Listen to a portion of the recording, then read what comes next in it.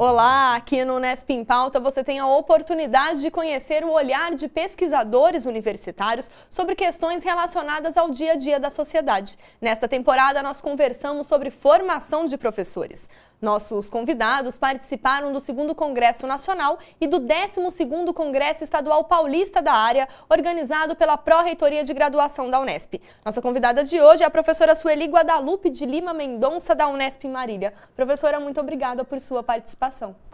Obrigado vocês pelo convite, e para nós é muito importante estar nesse evento promovido pela universidade, que é mais uma ação, né, da universidade junto à sociedade, socializando não só a sua produção, mas também de outros pesquisadores que trabalham com o tema formação de professores. Professora, dentro da formação de professores, um dos temas recorrentes é essa relação necessária e imprescindível entre universidade e escola. Eu gostaria que a senhora explicasse, do seu ponto de vista, como que essa relação tem se efetivado hoje ou se ela ainda é deficitária. Bem, isso nos remete a pensar qual é o papel da universidade, né? E sem dúvida alguma, além da produção do conhecimento, da formação de bons profissionais, ela tem uma função social de estar presente junto aos problemas sociais que vivemos, né, no Brasil e nos nossos municípios. E aí, então, estar junto com as escolas é necessário, não só do ponto de vista de um retorno social do dinheiro que é investido, do dinheiro público investido na instituição, mas principalmente numa parceria de formação dos futuros profissionais que atuarão na escola. Então, nesse sentido, a Unesp tem sido pioneira em buscar os melhores caminhos de estreitamento dessa relação, uma relação horizontal, onde haja uma valorização da produção e atuação de conhecimentos que temos na escola da educação básica e também aquilo que nós produzimos na universidade.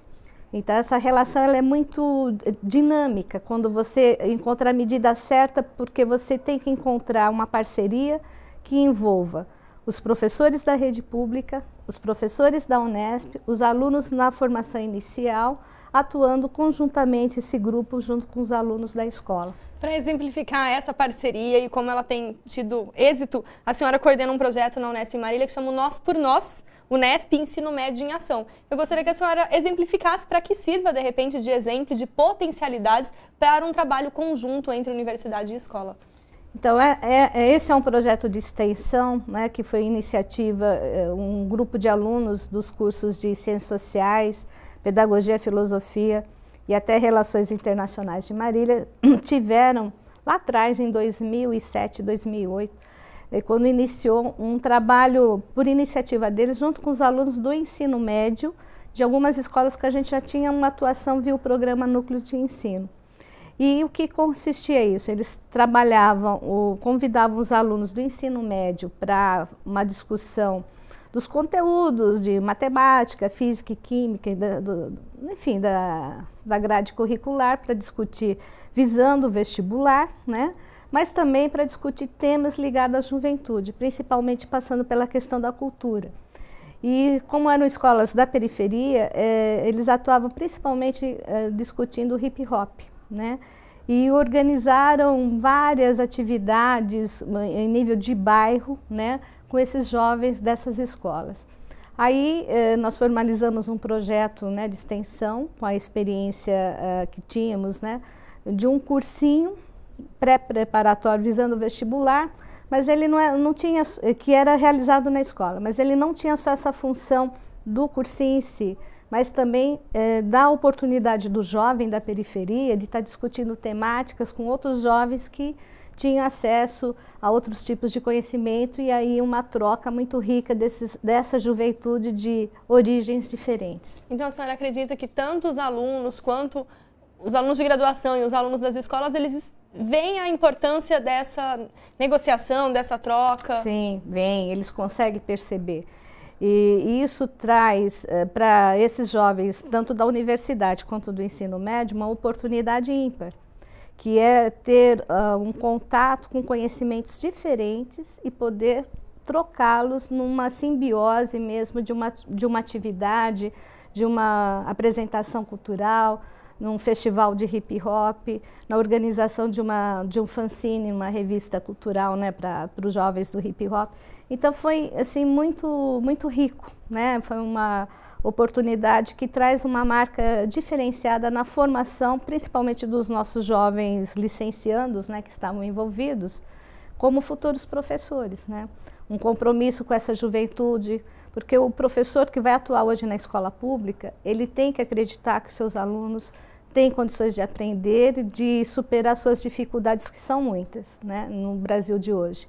E essas oportunidades mostram exatamente isso, como o sujeito é capaz de aprender se há uma intencionalidade e uma resposta a algum tipo de necessidade que ele traga consigo. E outro projeto da universidade ao qual a senhora está vinculada são os núcleos de ensino, que a senhora já citou, a importância de debater exatamente essa relação e também essa aproximação visando a formação de professores. Eu gostaria que a senhora comentasse quais são as ações desse núcleo de ensino em prol dessa revolução no campo da formação de educadores. Isso, você falou um tema que para mim o núcleo de ensino é uma revolução. E ele existe há 27 anos na Unesp, né? E qual é o segredo do núcleo? Ele consegue, ele se organiza a partir de necessidades que a escola apresenta junto aos docentes da Unesp.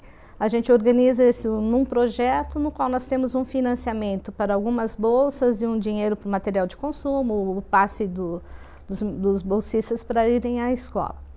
E a partir desse trabalho, que é cooperativo, de colaboração, tanto o professor da educação básica como o professor da universidade, tendo o nosso aluno licenciando atuando ali, a gente discute ações junto a alguns problemas que a escola apresenta como uma demanda concreta, que ela busca ajuda, né, da universidade, e começamos a atuar de uma forma tranquila, sistemática, sem pressa, quer dizer, é um projeto que se desenvolve durante o ano todo, com possibilidade de renovação para o ano seguinte, onde você tem condições de realmente analisar a problemática, se não superá-la totalmente, mas dar uma contribuição muito importante que vai favorecer não só a escola ali com o seu problema concreto, mas também para nós, nas nossas pesquisas, dando elementos objetivos dessa realidade que existe, não é uma realidade que você cria ou fica só lendo nos livros de outras pesquisas, né? E principalmente para o nosso aluno que consegue ver os dois lados, o professor pesquisador da universidade vendo como ele age frente a uma problemática e o professor da rede, como ele age ali concretamente no momento da sala de aula. Como as escolas, professora, a senhora citou que tem tido êxito, que as escolas veem esse benefício, mas há esse envolvimento ou a necessidade ainda maior de criar uma conscientização, podemos dizer assim, desses professores, da educação básica, dessa importância de continuar junto à universidade para absorver esse conhecimento, para ter essa troca? Uhum. Hoje as condições de trabalho do professor da educação básica é o principal obstáculo para esse tipo de trabalho. Que em parte esse problema foi amenizado com o PIBID, que é o Programa Institucional de Iniciação de Bolsa Docência. Porque o PIBID oferece uma bolsa para o professor da rede, uma bolsa que reconhece o trabalho que ele fará envolvido nesse trabalho especial. E então o núcleo, inicialmente, lá nos anos, fim dos anos 80, ele tinha essa bolsa para o professor da rede, que depois, infelizmente, foi cortada. E a gente tem a bolsa somente para o aluno dentro do núcleo de ensino e esse dinheiro para o material de consumo. Mas o PIBID, ele amplia, ele dá bolsa para todos os envolvidos, né? E dá o dinheiro também para realizar as ações. Então, isso deu um nível de qualidade, de impacto, né, nas escolas via o PIBID, que o núcleo, na sua origem, identificou o caminho, porém, politicamente, não conseguiu ter os recursos necessários para viabilizar a sua proposta. Mas nem por isso ele deixou de fazer a sua proposta. E a gente via nas escolas o impacto que o núcleo tinha, mesmo que localmente, pontualmente, com alguns projetos, redundando em melhoria, sim, num processo gradativo, se você ficar alguns anos na escola.